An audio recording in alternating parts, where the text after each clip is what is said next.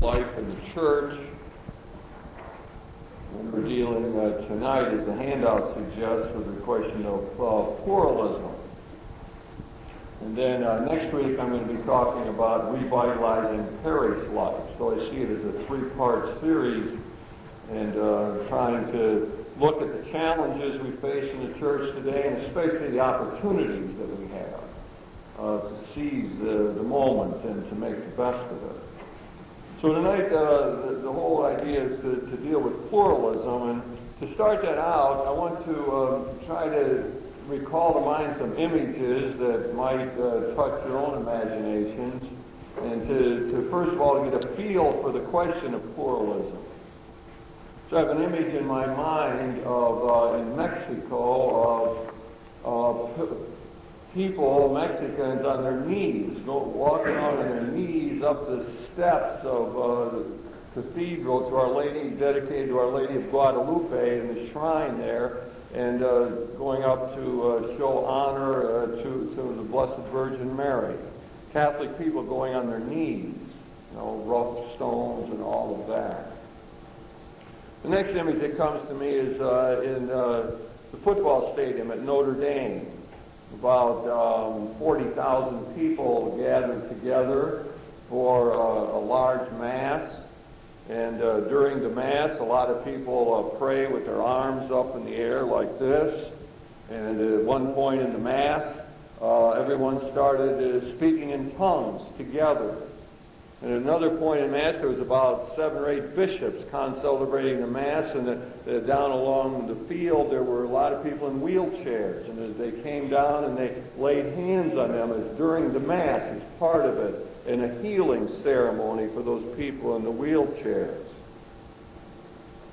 And I have an image of a small church in Ohio where the priest is celebrating with a small community, and he has his back to the people, and he's saying the Mass in Latin. And the people are using some of the ancient rites.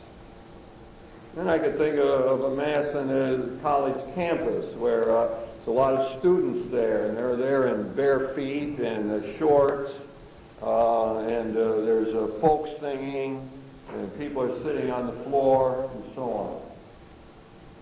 We have a great plurality of pieties in the Catholic Church. Those are all Catholics doing those things, worshiping in one way or another. Then there are other images in mind. There's a church, and the priest gives a homily, and it's on the peace question. And in the homily, the priest sort of outlines what the bishops wrote in their pastoral letter on peace. And after Mass, people are going out of church, and one hears various comments. One guy walking out says to his wife, "If they give one more sermon like that in this church, I'm getting out of here. Oh, I can't take it anymore." He doesn't know what he's talking about to begin with. The bishops didn't have any right to be talking about this war and weapons and all that. They ought to be attending to the cathedral and not the Pentagon. And besides, I didn't get a chance to give my rebuttal because I disagree with almost everything he said. And somebody else walking out of that same Mass says to their friend, "Well, it was okay, but it didn't go far enough, did it?" You notice that? That priest is still stuck right where the bishops were years ago on that deterrence question. They just can't get over it, can they? They can't get it straight through their heads that deterrence is wrong. We can't have these weapons. We've got to get rid of all of those. And there's a third guy walking out who says, "Well, interesting. It appears as though that guy was right on target." Oh, good homily. I like it. I like the way he used the just war theory. He used it well, and to show how we have to deal with the question of peace and war today. We got a lot of pluralism in the church when we start thinking about social justice questions and thinking about how we are to make the gospel real in the world. And then I have another scenario in mind. This is a group of people, pastoral ministers, who are at a conference on theology, and it's dealing with the Eucharist. And after one of the presentations, they get together and they got a little round table discussion going. There's an older priest there that says, well, you know, the trouble with that whole presentation was she never mentioned transubstantiation. Now, how can you talk about the Eucharist without transubstantiation? I mean, it's so clear.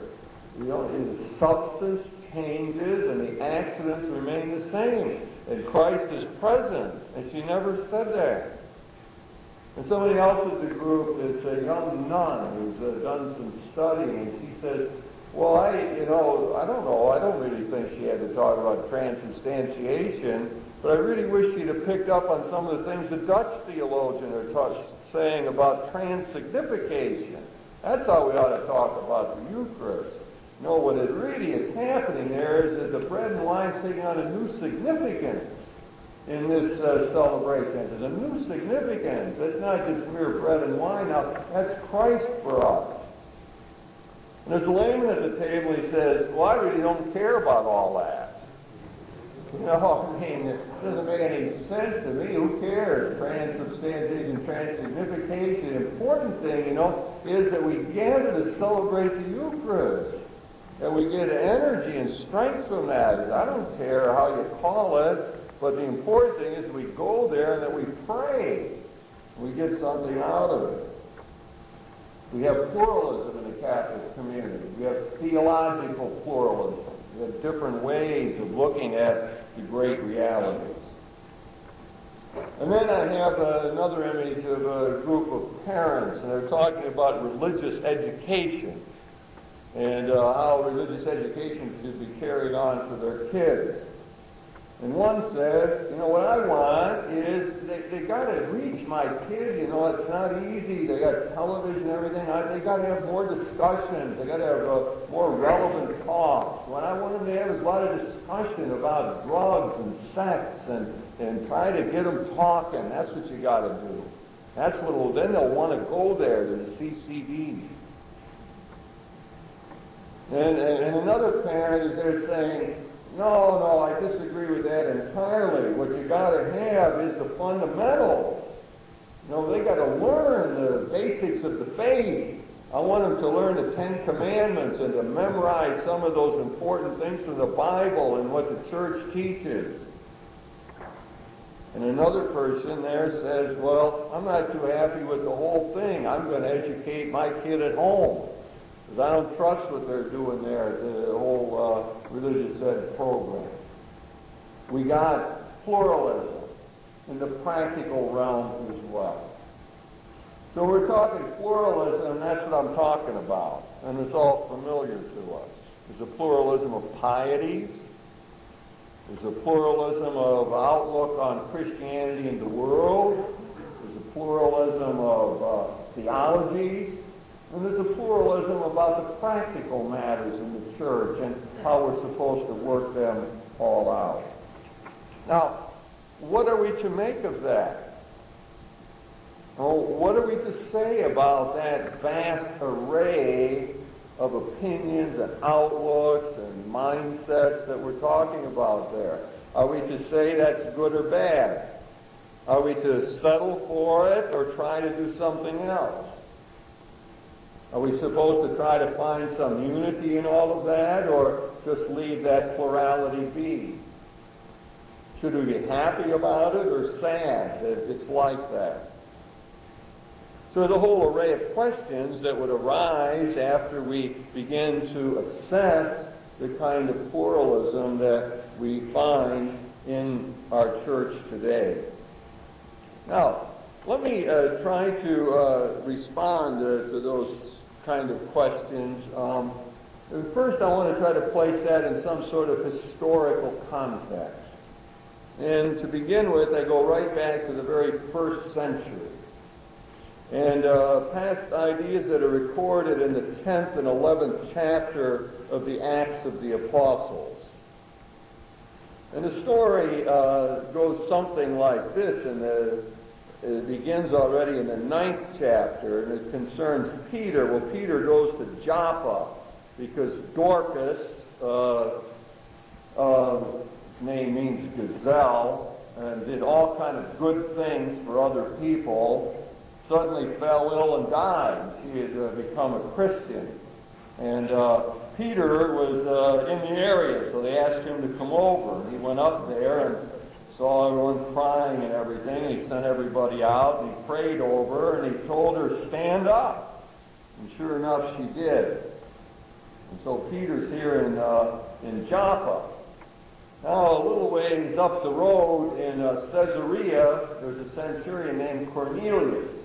And he's a good guy, God-fearing, religious fellow, gives a lot of money to the poor, so on. And one afternoon at about 3, he has a vision. And he sees a messenger of God telling Cornelius, what is it? What am I supposed to do? He says, your prayers, your goodness have been answered. What I want you to do is to go get Simon. Send somebody to go get Simon Peter to come to your house. And he'll tell you what the next step is. Cornelius is, of course, a Gentile. Well, Peter, about noontime the next day, these guys are coming, and Peter goes up for his prayer hour up on the roof. And during that time, he sees this vision. The sky opens up, and there's a big canvas lowered. And inside, all of the earth's four-legged creatures. And a voice says to him, get up, Peter, slaughter and eat. He says, no, I'm not eating that. I'm a good Jew. Not doing that. And the voice is heard a second time. What God has purified, you are not to call unclean. Well, 3 times the Lord has to talk to Peter because he doesn't get it, whatever this message is all about. So 3 times the message has to come back to him to see this whole vision. So Peter, pondering the vision, sets out to go up to Caesarea as he's supposed to. And when he gets up there, accompanied by some of the brothers from Joppa, he meets Cornelius, and they exchange stories. They've each had a vision quite recently. And Peter goes on to begin to tell him, well, what's the message? Cornelius wants to know. Well, he says, God has made it clear to me that no one should call any person unclean or impure. And so Peter goes on and he begins to tell Cornelius about what the faith is all about. God did these mighty deeds. Jesus killed on the cross, but God raised him up on the 3rd day. And Peter had not finished this sermon, the key sermon for Peter, when everyone who was there was surprised that the Holy Spirit came down upon Cornelius. And they could hear him speaking in tongues and glorifying God. And so Peter says, what can stop these people who have received the Holy Spirit from being baptized? And so he goes ahead and baptizes them, these Gentiles. Well, he gets back to Jerusalem, and people are all upset. They heard about what happened. And they said, we hear you went to a Gentile's house and ate. Not only that, but you ended up baptizing them and leaving them into the community. These uncircumcised people. And Peter says, look, let me explain to you. What God has purified, you are not to call unclean. 3 times he told me that. He says, well, what's clear is that God has poured out the Holy Spirit on these Gentiles as well. And so we get, right in the early church, one of the first great manifestations of the struggle about pluralism. If you became a Christian, did you have to do it one way, the Jewish way, the way Peter was used to doing it? And the message comes across clearly that this is God's word. Peter doesn't want to do it. All his sensibilities are. Very instructive story. All of his sensibilities are stay within the narrow confines. Do it the way we've always done it. If you're going to be Christian, you got to keep the Jewish law. You have to be circumcised. That's all there is to it. But God kept breaking it out. God 3 times keeps telling him, no, you don't have it. See, And no, it's different. It's a wider picture here. More universal outlook is called for. And so we see right in the early church, the leader of the community is called to say, am I going to accept pluralism or demand uniformity? And God speaks to it and decides the issue for pluralism. You can be a Christian and do it in a different way while still remaining a Gentile and not accepting the Jewish way. Key event in the whole history of Christianity, corroborated a few years later in the year 49 at the Council of Jerusalem, where the whole church approved again what Peter had done and seen in the vision. So, let me take another story here. We have to jump ahead. Remember, what we're doing is answering the question of pluralism, right? Trying to get some historical perspective on all that diversity that I described in the church. Now we jump ahead to the 9th century.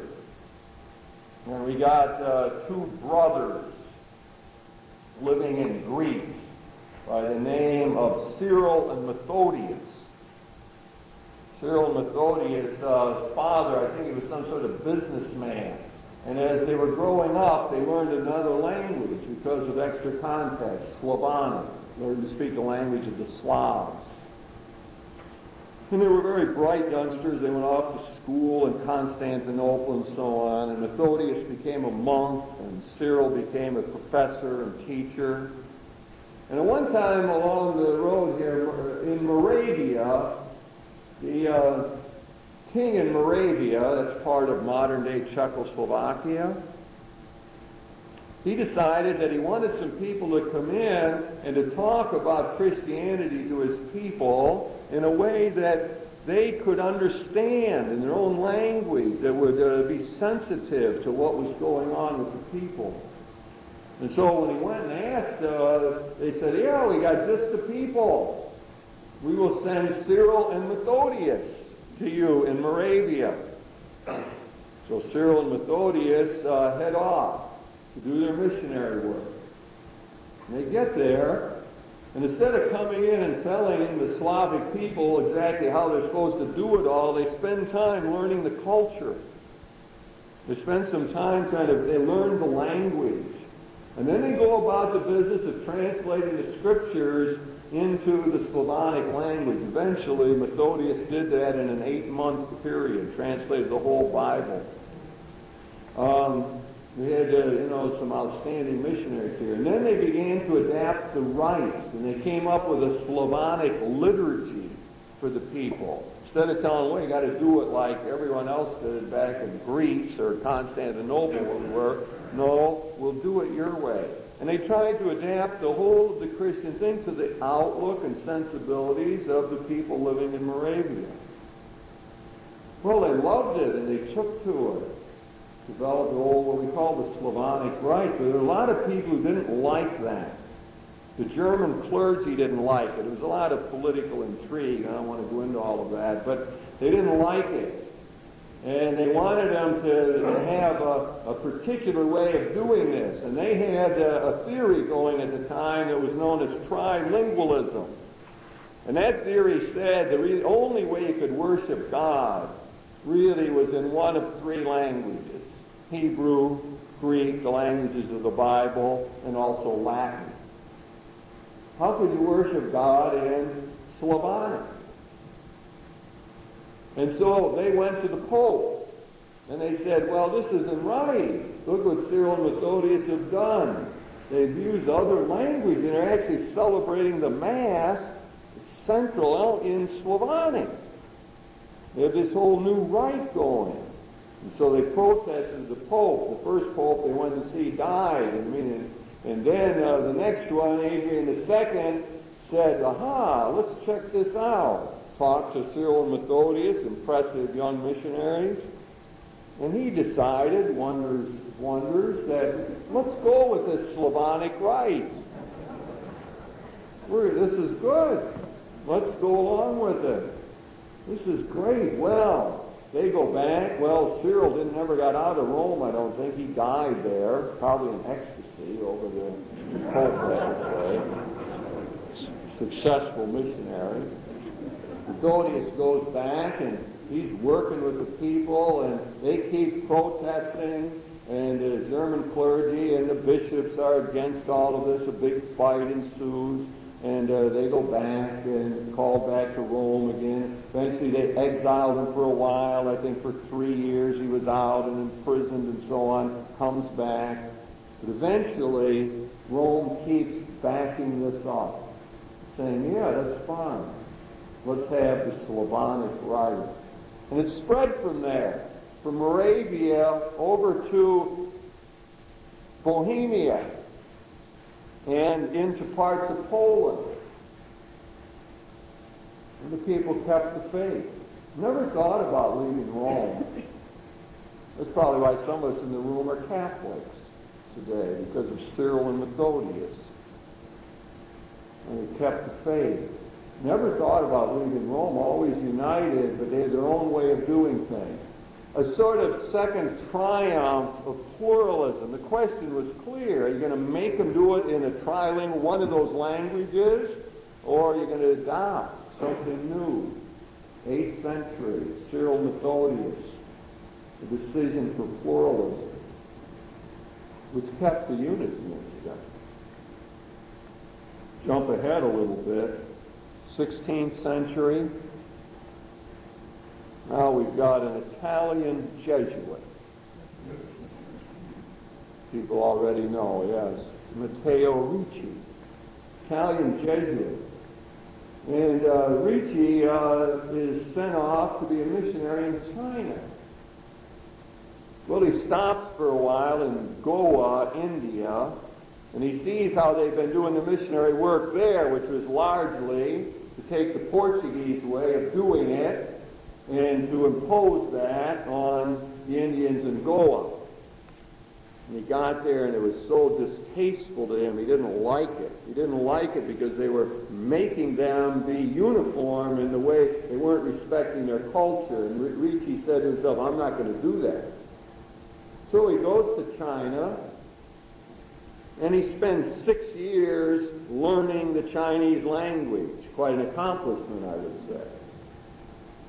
And he develops a tremendous respect for the Chinese culture. He learns about Confucius and what the worship of the ancestors that they talk about, what that's all about. He learns the way Confucius saw that the social roles in society had to be respected, and that the greatest virtue was filial piety, to respect your parents.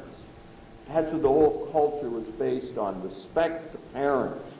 Even after they're dead, you continue to respect them and honor them. Like when they're buried, there's a piece of paper with them, and there's a corpse, and their name is written on it. And afterwards, you bring that back to the house. And that becomes the center of your shrine. And later on, you get a tablet with their name on it, and their rank, and their death, birth date, and so on. And that becomes this central point in the shrine. And he learned all about that. And he became a Mandarin, one of the scholars, and he got into the court of the emperor and was greatly respected. And he set up like a place of dialogue where he brought in some of the Western ideas, the maps and instruments, and then he invited the Chinese scholars to come in and dialogue with them. He used that as part of his outreach. And then after long, careful preparation, he wouldn't baptize anybody. He didn't want to just bring them in. And so what he did at that point, he began to preach about Christianity and to adapt it to their ways. And again, he did the same thing that Cyril and Methodius did. He translated the scriptures into Chinese and worked out an indigenous Chinese liturgy. Tried to show them the way that he made a careful determination study and said those rites that they use to honor the ancestors do not have to be given up. They fit in exactly with our sense of the immortality of the human being the communion of saints, the respect that we owe to the dead. He said they don't have to get rid of that. They can keep doing these shrines in their house, remembering their deceased loved ones, but they'll become Christians and incorporate that into this larger belief system, so on. He was a shrewd fellow. He wouldn't tell them that when he went into catechesis and preparing them for baptism, he wouldn't tell them the really difficult doctrines till near the end. Some people didn't like that, didn't think it was fair. But that's how Matteo Ricci did it. Well, again, there were people who didn't like this. Didn't like this adaptation. They reported Ricci to Rome, and eventually he died in China and was accorded tremendous funeral rites and honored by the people, and many people had become Christian by then and so on. Well, the disciples and the later missionaries who came didn't like this adaptation. They thought it was heresy and there was legitimizing pagan worship of ancestors and so on, complained to Rome. And I think it was in the year 1704, Pope Clement XI, he went the other way from Adrian II. He said, no, you can't have this. He condemned the Chinese rites. And soon after that condemnation, thousands, 300,000 or more Christians there began to drift away. They couldn't deal with that culturally, that they couldn't worship their ancestors anymore. And they dropped away from the Christian faith. And China was lost.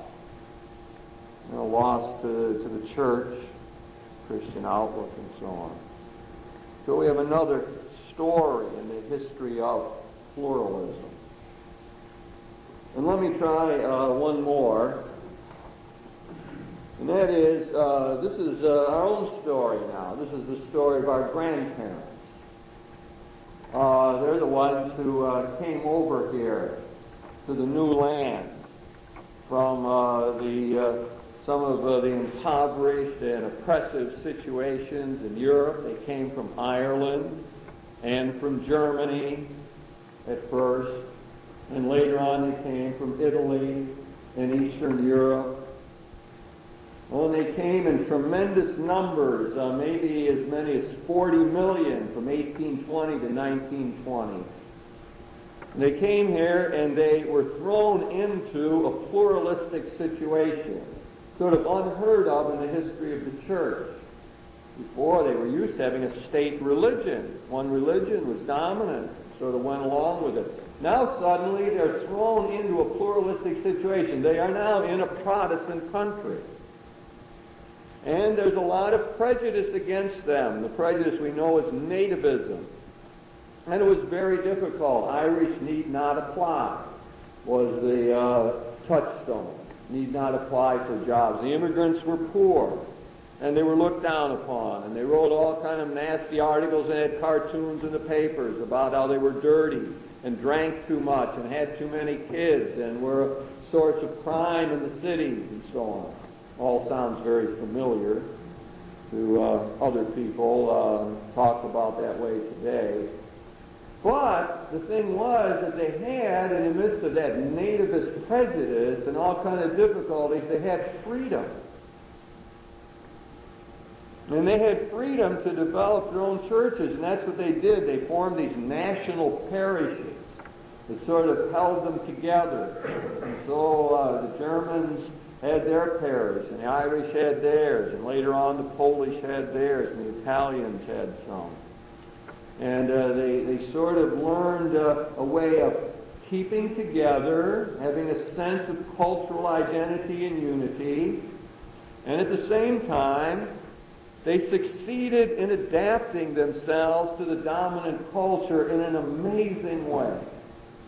By 1870, there were Irish politicians elected leading offices in New York and Boston. By 1870, in a waspish Protestant country. Incredible. And they kept using this, and they moved into the culture, and they moved up to the point today where those Irish and German ethnic groups are the most affluent Gentile groups in the whole country.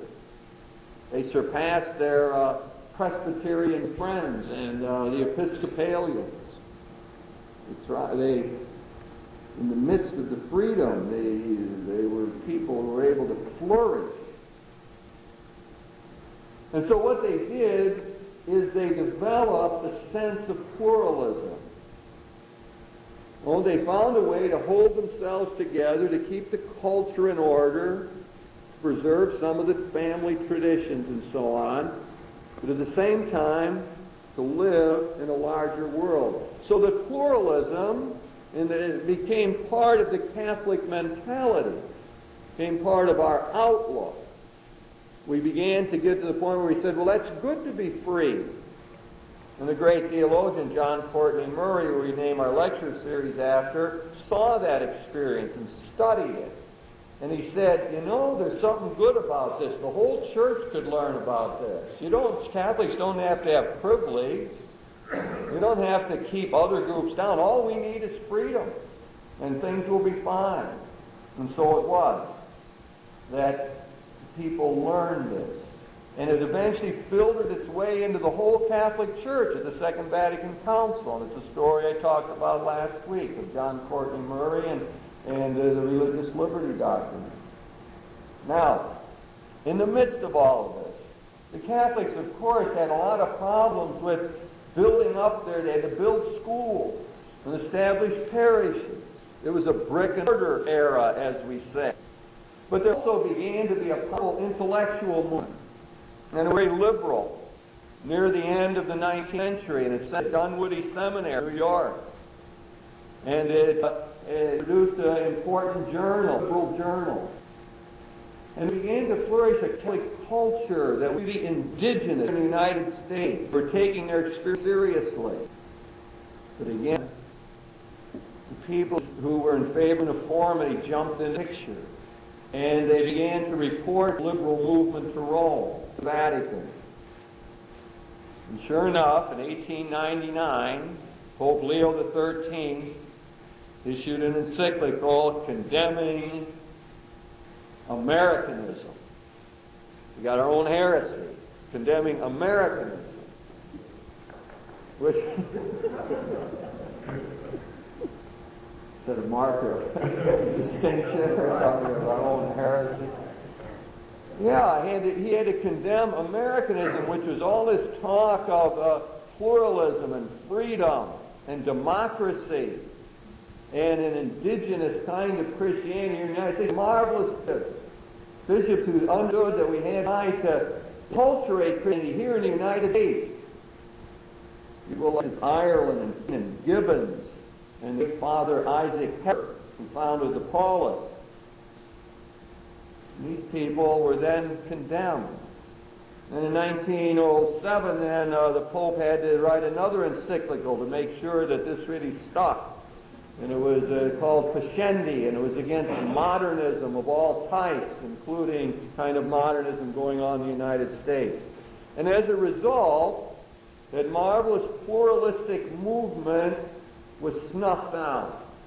Dunwoody Seminary was cleared out of all the liberal professors. In fact, the seminaries around the United States. And eventually the journal was suppressed. And they said that in the future the bishops are all going to have to come to Rome and get trained in the right way, so that when they would come back to the United States, they wouldn't be prey to this Americanism heresy. And we lived with that for 50, 60 years. A lot of people in the room grew up in that period of time from the snuffing out of that pluralistic movement before the turn of the century, all the way up to the Second Vatican Council. There's a statue in New York, down around 42nd Street in New York. It's to Father Duffy. People know him of the Fighting 69s? I'm losing some of this history. I'm looking at my friend Paul. Fighting 69, doesn't it? Yeah, he became known as a great chaplain in the war. So it doesn't say anything on that statue about his role in this liberal movement. He was one of those that was behind all of that. Behind the journal and this Dunwoody Seminary and this pluralistic thing. Not remembered for that at all anymore. He's remembered as a war hero, a chaplain. And so the new sense of pluralism doesn't come back to the United States until the Second Vatican Council. And all that time snuffed out uniformity. Sort of one way of doing it. So much so that people forgot the history. They didn't just forget Father Duffy's work, but forgot the earlier history of the 19th century, a much more pluralistic approach. And remembered only the uniformity. And woke up one day and were reading papers about the Second Vatican Council, and they said, there's two groups over there. Conservatives and progressives. And people said, what's this? Never heard of such a thing. And for the first time, many people in this room learned that there was pluralism in the church because of the way it had been dealt with severely in the Americanism heresy. So there we have some sort of what I'd offer as historical perspective on this whole question of pluralism. What I'd like to do is, as we often do, is invite a couple minutes of one-to-one discussion. See if we have questions or comments anyone wants to make. Yeah? Well, you talked about well, first of all, I mean, you look at the history of those national parishes, and I mean, I think they, just as they did in the early period, many of them hung together, but also many of them began to fade. And you can look at many of the cities here in Toledo, cities in the Diocese of Toledo and in the area where that began to amalgamate. It happened mostly through intermarriage, I think. I mean, there was one time when the Germans couldn't marry the Irish in town. I mean, that was considered to be a mixed marriage and looked down upon. And there was great fighting and antipathy where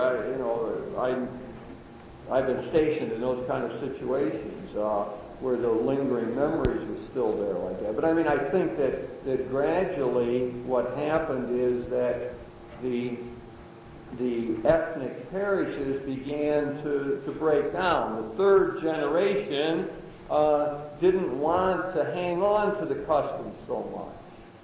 They weren't so interested in learning the language. And they were ready to move in other directions. And they moved away from the ethnic neighborhoods very often, out into the suburbs. They joined other kind of parishes that weren't really ethnic. So that whole thing began to settle down. Now, what has happened, of course, and I will talk more about this next time. Next week is on the parish, and I probably shouldn't go into that too much because I want to try to look at that history of the parish life. But I think the Catholic people held on to their identity by and large up to the Second Vatican Council. I mean, Mass attendance stayed high. There was a sense that we knew who we were, and we understood that there were certain things you learned in school and a catechism that you memorized, and there were practices that set us apart, like not eating meat on Friday and all of that. That was the glue that bound us together. It was very clear who were Catholics. We knew each other. 3/4 of us had as our best friend another Catholic. We went to Catholic schools very often and so on. So the identity question stuck till the Second Vatican Council. Now, what was going on during that time is that the part that I wanted to stress in my comments and the point of the story is that there was one element of that was not flourishing, and that is the intellectual life, the theological life, the understanding of faith. It remained a brick and mortar stage. We were doing well, building things and expanding and seminaries, but people were wondering why we didn't make an impact on the culture. Why weren't we doing more? John Tracy Ellis wrote a very famous historian, priest, a very famous article saying, well, what's wrong with the Catholic intellectuals? Where are the Catholic intellectuals? Now, I didn't tell the full story. In the midst of all of that, certain things were going on. In Europe, there was all kind of scholarship going on, and biblical scholarship, ecumenical circles, liturgical circles, and so on. Some of that began to filter back, but very gradually, not to any of the degree it was in Europe. So I was in the seminary. I was ordained in 1962. When I was in the seminary, all those movements yet were unknown for the most part. The whole idea of a liturgical movement was not taught us in our classes on the liturgy. And no sense of that long movement in Europe that was going on. It was not until 1960 that in seminary I went through that modern biblical studies were known at all. At all. So you could take right down the line, here in the United States, and that's the point I was stressing, is that by the suppression of Americanism, it didn't take away our identity. And it didn't mean that Catholic people didn't flourish and develop economically and build more schools and more seminaries. We did. We flourished that way. But what was lacking was this theological side and this liturgical renewal. All of that was denied us because the movement was snuffed out. And I mean, that's very real. I mean, I can tell you that from being in seminary. When we studied liturgy, it meant rules. And in liturgy class, what you learned is how you put your hands while you said Mass. That's what you learned, not anything else that we've become accustomed to. So that's the point I'm making. We kept our identity, and it was a powerful one. In fact, you could argue that it was more powerful sense of identity, and because it then might have happened if there was greater pluralism. That's what we see today. Today, the problem, as I suggested in my beginning, comments is, well, what holds together? I mean, if you can be walking on your knees up the Guadalupe and praying like this, and people are saying Latin to their back to the people, this means, where's the group? Now, before, like that, we traveled around years ago, all the masses pretty much the same, wherever we went, very familiar, comfortable. So the identity was there, but what was this intellectual life, theological.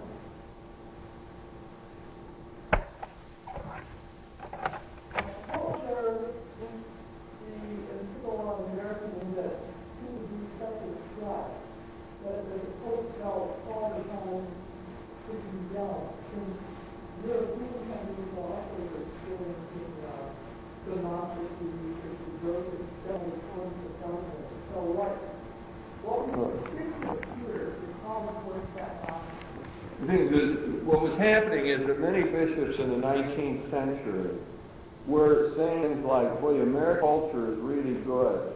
There's a lot of good things in it, and we can adapt to it, and we can even learn from it. We can use some of these things. We can bring the democratic notions into the church even. We had a whole thing of lay trusteeism. That's next week's lecture again. I shouldn't go into it. But the lay people were very powerful in the 19th century. A lot of lay people don't know that these days. I mean, lay people controlled the clergy in the 19th century in many places. I mean, they decided if you were coming or going as a priest. And they controlled the finances, the buildings. They owned the buildings. And so there was a lot of talk in the United States that there was something good about this. And so that was dangerous. The idea of democracy was seen as dangerous, and especially the idea of religious liberty. Again, I used that as an example last week. That always scared the Vatican because they saw it as a movement towards anarchy and a failure to support the one true religion. So I would say what they feared, if you're going to try to capsulize it, it was amalgamation. It was the fear that the church would lose its purity and would get co-opted into this culture that celebrated so much freedom. And that was very scary to the Vatican. And there were many of our bishops, were outspoken. There were bishops who opposed infallibility at the 1870s. from the United States, First Vatican Council. So, I mean, they could see if you give these guys too much, they're going to really try to, you know, they'll mess up the whole operation. Now, when it came out, the important bishop of the United States said, well, America, that's terrible. That should be condemned. But we don't do that. That was actually many of the liberal bishops. But the difference was Rome had power. And that's when we got apostolic delegate for the time. And the representative from Rome, up to the bishop of the United States, didn't want it. They were more involved, their own destiny. But then Rome sent the apostolic delegate over. And he watched them. And he got rid of the bishops that he didn't want. And they made new bishops that they did want to conform. So it made a difference. It wasn't just that they wrote a letter and everyone said, well, that's nice. We're against Americanism too. Throw it away. It didn't work like that. Because Vatican had teeth in it. And they were able to act on it. And to got the professors out of the seminaries. That was the first way. And that was a very effective means. Some people might, hearing that history, think that they're hearing a repeat these days. The Vatican knows how to get it done. And they were very successful in 1900.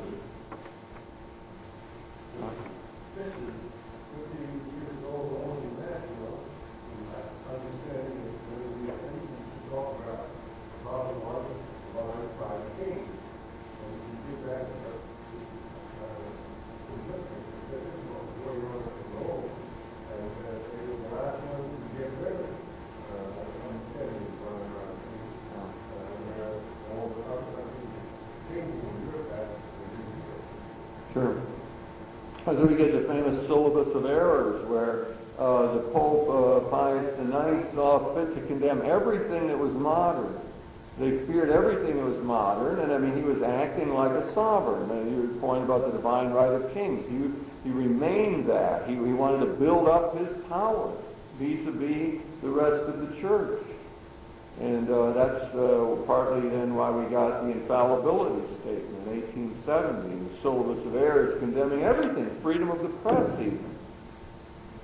Condemning all kind of freedom. See, they feared freedom. Because freedom got us into the Protestant Reformation. And got us all kind of trouble. And if you go with this freedom idea, and that's what was celebrated over here, that was one of the points that really worried them. Because freedom then will mess up the whole structure. People will then want to do what they want to do.